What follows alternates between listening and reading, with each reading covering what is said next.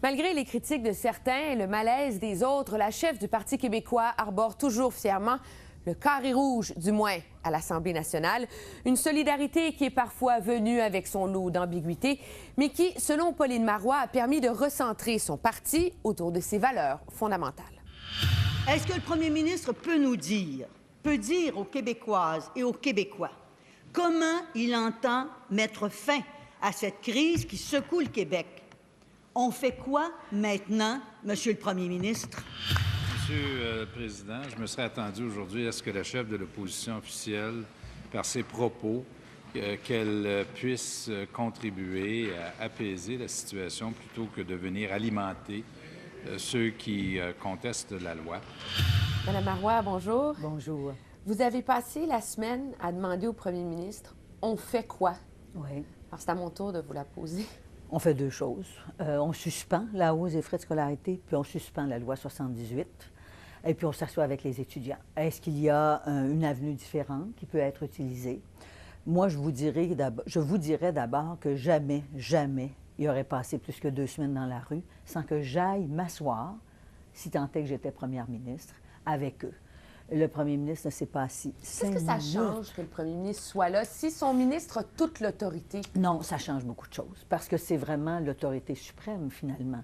C'est le leader, le premier responsable. Toutes les décisions prises par un gouvernement sont supportées, appuyées, soutenues par le premier ministre. Et quand on veut changer une décision à laquelle il accordait beaucoup d'importance, il faut que celui qui l'a prise manifeste au moins la volonté de s'engager dans une avenue un peu différente.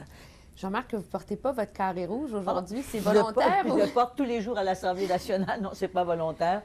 Je le porte avec fierté, d'ailleurs, ce carré rouge.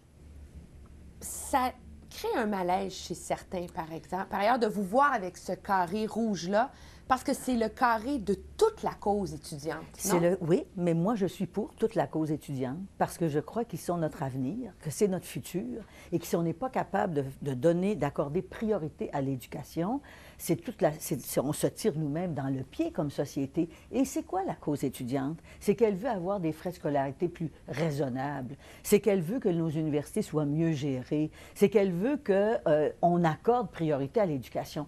Mais le carré rouge, c'est aussi le refus de ce mouvement-là, par exemple, de respecter les injonctions. C'est aussi l'appel, les manifestations de violence, le débordement et le phénomène qu'on a vu de prendre la rue. Bon, prendre la rue dans une démocratie, en autant qu'on respecte les lois. Moi, je suis toujours pour le respect des lois, qu'il s'agisse des injonctions ou même des lois aussi ignobles, aussi démesurées que la loi 78, malheureusement, la loi spéciale. Je suis profondément contre la violence et on sait que, de façon générale, enfin, les mouvements étudiants ne sont pas des mouvements qui prônent la violence. Il y a eu des casseurs, ça, c'est autre chose. Mais le carré rouge, c'est comme si vous endossiez le principe, la philosophie, mais le carré rouge, c'est toute la tactique, c'est toute la stratégie, c'est tout ce que les étudiants ont fait. Alors, est-ce que vous n'êtes pas en train d'essayer de porter et d'endosser la moitié de ce que représente le carré rouge? Non, moi, je ne crois pas que le carré rouge représente la violence. Je ne crois pas que le carré rouge représente un défi aux lois dans le sens de les défier légalement. Le carré rouge, pour moi, c'est une cause juste qui est celle de l'éducation. Et c'est à celle-là que j'adhère. Et ce carré rouge-là, j'aurais pu le porter il y a un an et demi, parce que vous savez que mon parti politique, et ce n'est donc pas une question d'opportunisme, mon parti politique a déjà, il y a un an, adopté une position qui était un gel des frais de scolarité jusqu'à ce que nous tenions un sommet sur l'éducation. Alors, je suis confortable avec cette orientation-là. Parlons-en de ce gel jusqu'à un sommet, etc. À un moment donné, par ailleurs, si on n'augmente pas les frais de scolarité de façon plus accentuée, là, comment on va le régler, ce problème de sous-financement des universités? Parce que c'est incontournable dans le problème auquel le gouvernement... Il y a toutes sortes de façons de financer nos universités, de financer notre éducation, de financer la santé.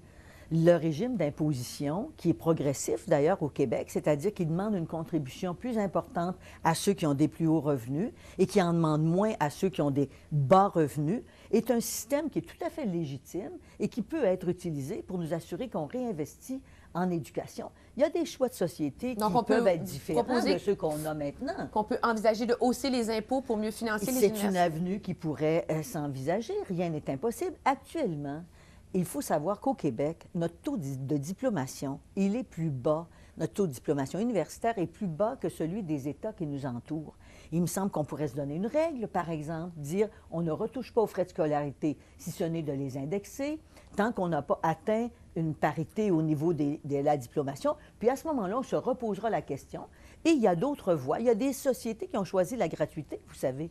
Mais qu'est-ce que vous faites des études qui ont été publiées assez récemment, là, d'ailleurs à l'échelle canadienne, qui montrent que le Québec a le pire taux de diplomation, malgré le fait qu'il y ait les plus bas frais de scolarité. Donc, il n'y a pas un lien à faire entre le prix que ça coûte à l'université puis le fait que les gens ont un diplôme. Je crois que dans certains cas, il y en a un vrai lien pour la classe moyenne dont les enfants ne sont pas allés une première fois à l'université. On a le sentiment que c'est beaucoup trop élevé et qu'on n'aura pas la possibilité de le faire.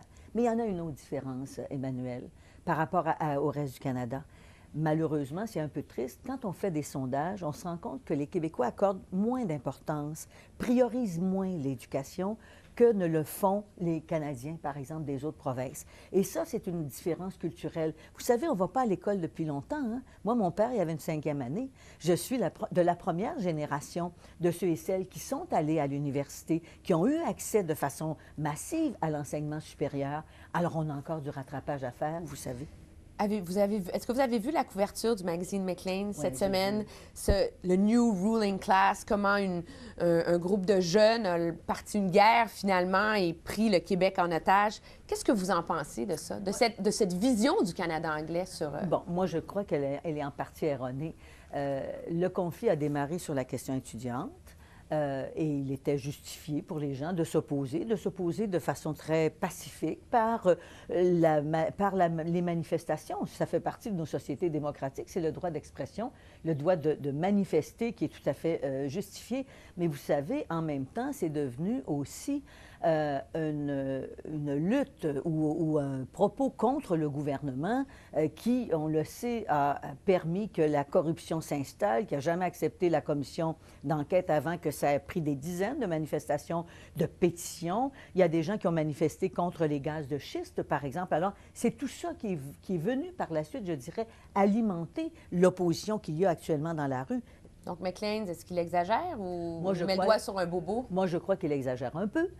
Et parce que, de fait, il y a cette lutte étudiante contre les frais de scolarité. Et si le gouvernement avait immédiatement discuté avec les étudiants après quelques semaines, il aurait trouvé une solution, sans doute, je l'espère, qui aurait évité que ça ne dégénère et que ça devienne une véritable crise sociale. Mme Marois, il y a 1 an, débutait cette grave crise qui a secoué votre parti autour d'un autre projet de loi, c'est la loi sur l'amphithéâtre. Qu'est-ce que vous avez appris de cette crise-là qui vous a permis peut-être de mieux négocier à l'interne, du moins, ce qui se passe? Parce que je présume que tout le monde au sein de votre parti n'est pas nécessairement aussi à l'aise avec le carré rouge ou certains aspects. C'est pas... Oui, mais c'est... Alors, qu'est-ce qui fait que vous en êtes mieux sorti, du moins à l'interne, là-dessus? D'abord, parce que je crois, moi, que le parti que je dirige, c'est un parti de conviction.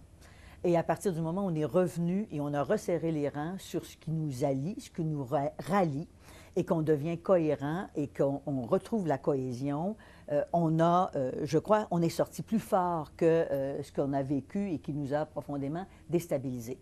Première chose que j'ai retenue, très, très simple, c'est que toujours être à l'écoute des gens, et de mes collègues ou de mes membres et être capable d'expliquer avant de prendre des décisions qui, parfois, sont exigeantes. Mais le résultat net, cependant, c'est plus de cohésion au parti, plus de cohérence, et ce qui nous permet aussi, je vous dirais, d'aller au bout de nos convictions. Et actuellement, sur la question de la crise étudiante, moi, je crois que nous avons été très cohérents avec ce que nous sommes en fonction des convictions que nous portons. Certains nous ont dit qu'on était opportunistes. Avoir été opportuniste, ça aurait été probablement de se ranger auprès du gouvernement. Mais il y a déjà un long moment que le choix du Parti québécois, ça a été d'appuyer l'éducation, d'en faire une priorité. Et déjà, il y a 1 an, dans notre congrès, c'est ce que nous avions adopté. Merci beaucoup, Mme Marois. Ça m'a fait plaisir.